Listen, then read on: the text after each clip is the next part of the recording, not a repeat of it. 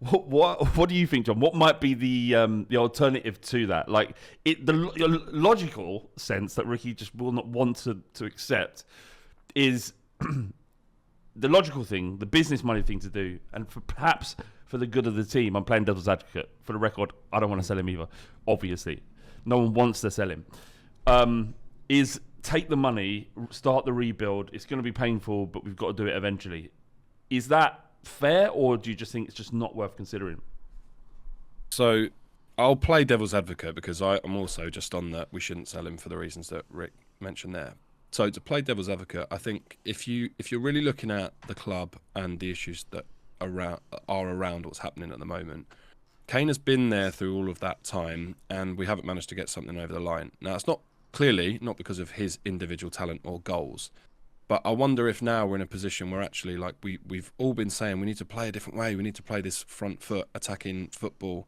And I'm not saying that Kane couldn't do it, but I wonder if there's an argument where you're basically adding those two things up, right? Looking at how much money you would need to get maybe 2 or 3 players who could even just get the same goals he gets on his own.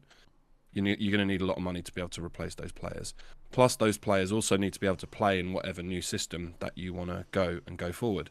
And if the rumours are to be believed that we're going to rip up the squad, right, and some of the other senior players are going to go as well, you almost need to get rid of Kane in that scenario, because then otherwise you'll still have such a tie to the past. So if they're the arguments, I mean, as I said at the start of this, I'm not necessarily saying... I want to hear what you actually think after the devil's advocate. Okay, so that's the devil's advocate. I think you can make an argument, say you'd get, let's say, 100 million. You'd refresh, you like completely cull the squad, so you're almost starting with a brand new team. Like, you just forget what's gone. We've finished outside Europe now. We've ripped the plaster off. It's time to go forward. My personal view is that, like most things, it's not either or. It's not one extreme to the other. It's not keep Kane and do nothing and stay as it is, or rip it all up and get rid of everyone. I think in order to rebuild, we need a little bit of continuity. And if you're going to keep some continuity, you don't keep Dyer and Lloris, who have now started to really cost us points, but you do keep Kane, because any manager that's coming in, or a director of football, they're not going to want to have to try and find another 30 goals from somewhere. Like, whether that's 3 players or 1 player, that's more than 100 million basically to do that. Plus the hearts and minds of after the season we've had. I mean, Ricky would be drinking 12 coffees a day if Kane goes. Like, think about it. Like, it would be the end for a lot of people if he went this summer. Like, it just would be, no matter where he goes. And I know people are like, oh, I'll be all right if he went to Real Madrid. You wouldn't, because then you'd be seeing maybe the same issues we've had previous summers, where the signings aren't. We're not fishing in the very top tier, right? We're not in the Champions League, so we're not going to get Osimhen and like all these top tier strikers. They're not coming to Spurs, who have finished 8th. Like, that's not going to happen. I feel like we need one season, which would be his sort of penultimate season, to re-stabilise the club and go in the right direction. If that happens, so if we're doing really well, Kane scores a bunch of goals and we finished 4th, then maybe you got a chance of going to him, look, you can see now we had a wobble, but we've got a great manager, we've got a great squad, and we're going to spend another ton of money this summer, and we're going to offer you 500 grand a week to stay for another 3 years. Like, please sign it. If it hasn't gone well keeping Kane, he's not going to stay anyway, in which case, there's nothing you can do about it, and at that point, you just have to write the money off. The 100 million you'd get for Kane, which I think is the very top end, realistically. Yeah. It sort of doesn't matter. Like, it's not going to... That 100 million, who would you buy for 100 million that will come to us? There just isn't anyone out there that we would be able to get that would be better than him. We had a question from Orby Davis that says, does anyone think that Levy and co won't screw up this summer? And let's take that question as if we had 100 million from Kane's transfer, do you think that they would even be able to spend it correctly? Wouldn't actually another season with Kane to help us in this transition for the new manager? It's better if Postecoglou comes in and has Kane to work with, rather than selling Kane and having to solve that problem, as well as the plethora of problems that currently exist in our club. Yeah, I mean, do you have any faith, Ricky, that they would spend that money correctly? I mean, the evidence, if you look at the Bow scenario, was that absolutely not. Well, no, I would put my trust in the club, because the director of football that we have. Oh no, we don't have one, or the manager choice, because they will be able to pick the Oh. No, we don't have one of those either. No is the answer. No. Don't even have a chairman, really. he doesn't even want. All he wants to concentrate is on all the other stuff. Is it? That's the thing. Like you're saying about concentrating on the other stuff, but for me, like if you've got someone like Kane and we're saying, right, let's sell him for argument's sake, let's sell him and reinvest in the club. There was always this thing of like, we'll do the stadium, we'll do the training pitch, we'll do like the other thing, and now we're going to focus on the team. That's the one kind of thing that we'll do, focus on the team. Like all the money that they make from Beyonce concerts, go-karting, whatever, can't they like get that money and instead of like the 100 million that they'd get for Kane, keep Kane and just raise that money somewhere else from within the football operations or whatever?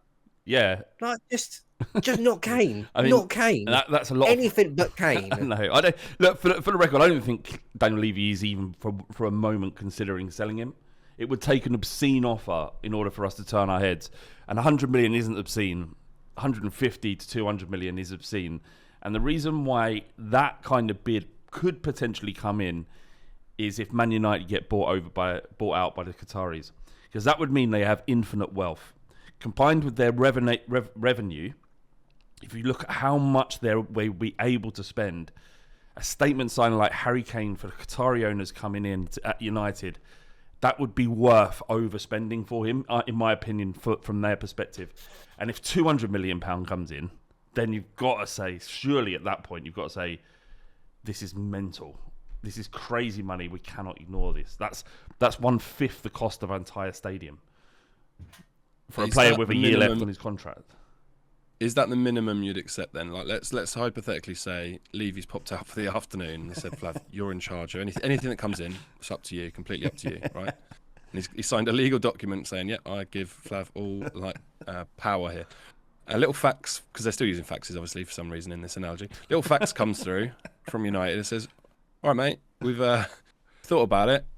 199 million. Are you accepting that? Or are you saying, no, it's a hard line at 200? And if it's not 200, what is the line?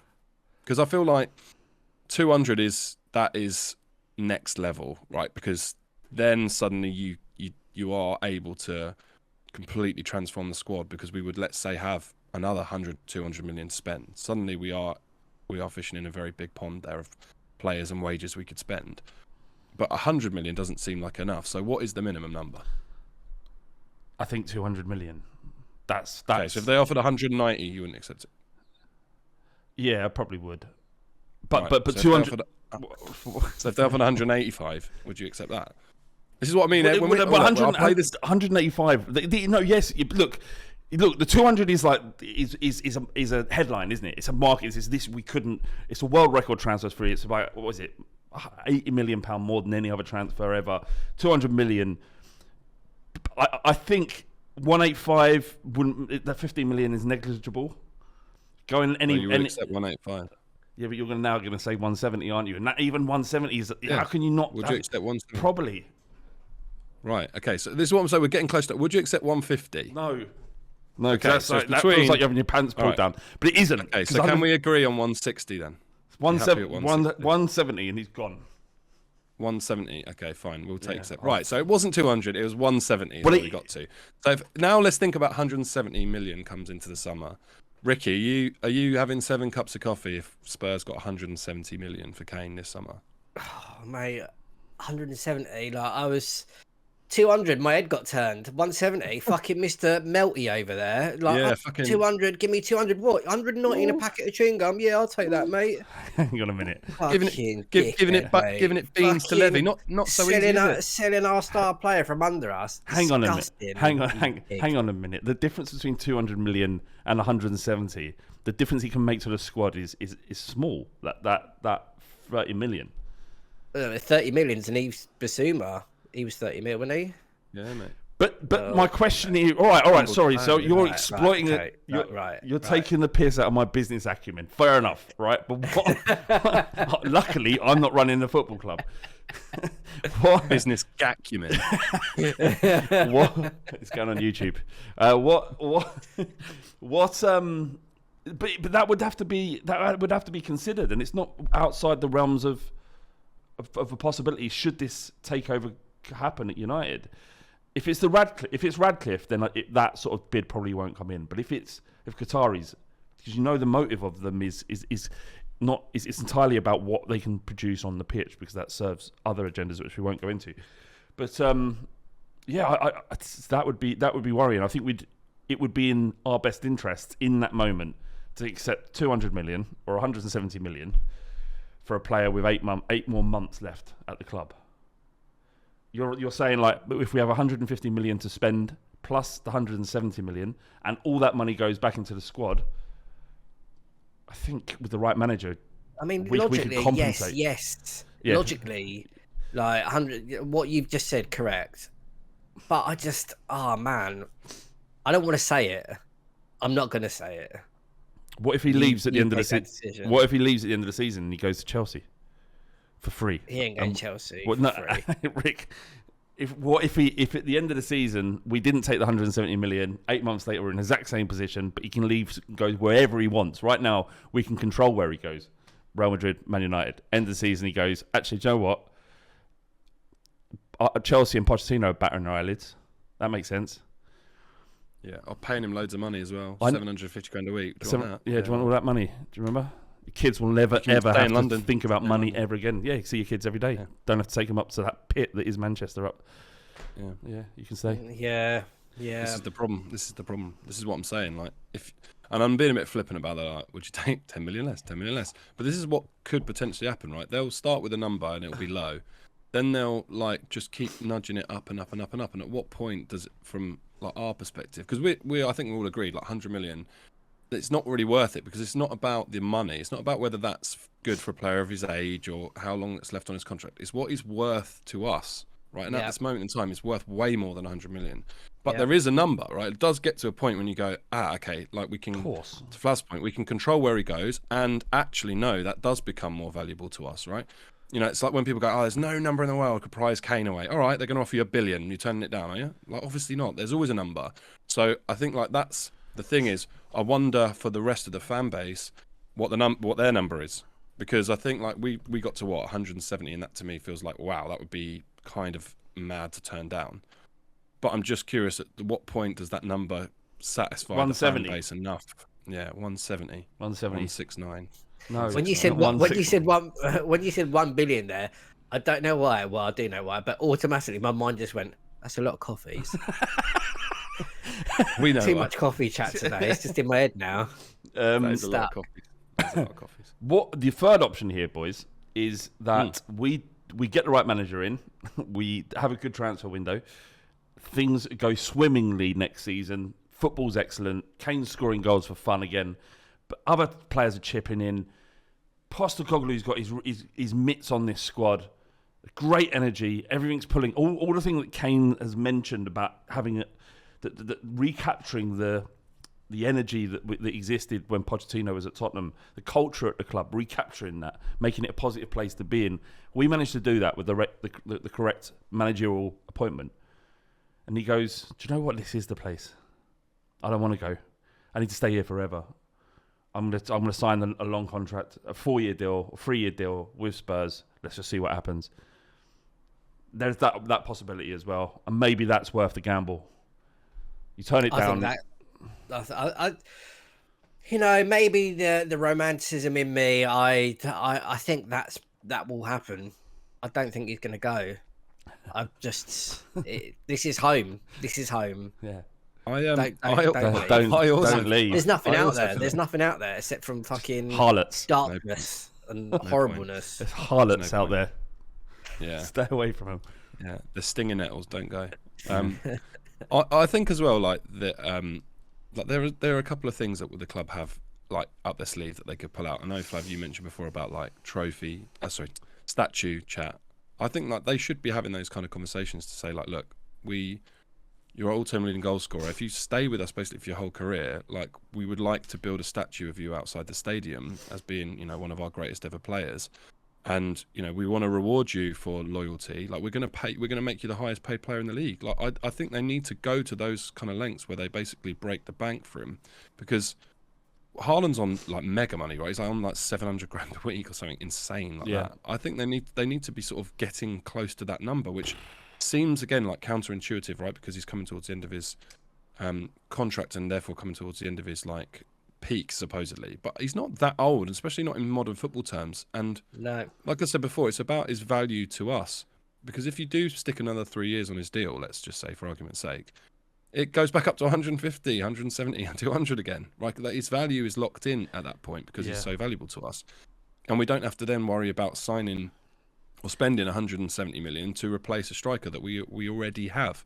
So I feel like whether it's Munn or Levy, they need to sit down and go, let's just give him the most ridiculous deal in the world because he's so much more valuable to us than anyone else. And that, I think, is a possibility if the football is going well. And so that's the one big thing this summer. They've got sort of two things to get right. One is like the football inside just has to be in a good place. And then two, they have to offer him something absolutely ridiculous on the money side of things, and like the sort of package which could include like statue if you stay and this kind of stuff. You can stay on free kicks. Yeah, you can stay on free kicks if you want. Just as long as Kulusevski rolls them back for you, you're fine. Because that didn't count, by the way. That did not count as a free kick. I know it was a great goal against Bournemouth, great free kick, but it wasn't that. That doesn't go down as a free kick goal. It was just it's open play, normal play, running play. Sorry, I know we're like on Kane for a little bit, but can I just throw one stat at you? Because I remember you got in a lot of trouble, Flav, for saying that Henry's career would be a footnote in comparison to Harry Kane's. I just want to back you up here. Yeah, go on. I heard a stat this morning that since the Premier League went to 38 games, so I think it was 94, 95, but it could be wrong. But anyway, when it changed to 38 games, since then only one player has ever scored 30 goals in a season twice, and that's Harry Kane. Of course it is. So other players have scored 30 goals, right? But only Harry Kane has done it twice since it went to a 38-game league. And ironically, he didn't win the Golden Boot in either season because Salah beat him one season and Haaland's beaten him this season.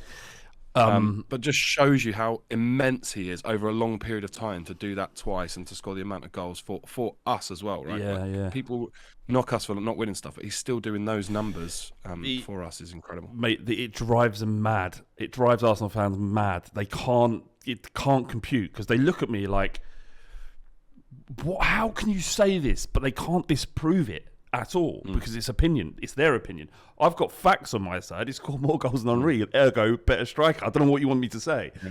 In their head, there's no nuances, right, to this and the way they play, and everybody has their biases. But all I can say is, look, I don't know what you're saying. All I can say to you is that he's a better striker than Henry because he scored more goals. I don't know what you want from me. Yeah, but Henry's. I don't understand. Henry's won everything. He's won. He won everything for Arsenal. Won the leagues. I'm just saying, as a striker, as an individual, he scores more goals. Why are you getting so upset with me? If my position here on Harry Kane is so off kilter, right? It's so wide of the mark. Why are you so upset? Yeah, they lose their mind. It's like people saying, "Oh, trophies." Oh, like a club has won a trophy in the last 10 years. They're better than you, or they're bigger than you because they won an FA Cup, or whatever it might be. That's the facts. What the facts is the matter is like Harry Kane has scored more goals, but ergo better striker. Like, it's like just a fact. That's not my opinion. It's just a fact. I'm just telling you a fact. I can't control facts. I can't control them. I'm sorry. Nor can you, unfortunately. I don't control numbers. I'm really sorry. Boys, I've got some tier 1 ITK for you. Let's go. Do you want to hear this? Go. It's from Emerson Royale. On Harry Kane, he says, for me, he is number 1 in his position. He wants to stay with us. I want to play for him for a long time. He wants to stay with us. I want to play with him for a long time. Interesting. Does he want to stay beyond next season? Is that what you're saying, Emerson? Can you be more clear next time, please? If you sign the damn thing. Going with a bit of a flip reverse there, because didn't Emerson's dad come out and say maybe it's about time he started playing for Real Madrid or Barcelona or someone like that? Yeah, but so if Emerson's saying he wants to play with him for a long time, does that mean Emerson wants to stay at Tottenham, or is he future projecting, saying that he wants to play for him a long time, both at Real Madrid? We don't know. Yeah, we don't know. Can you be more clear, please, Emerson, next time? Because that sounds good, but is it good?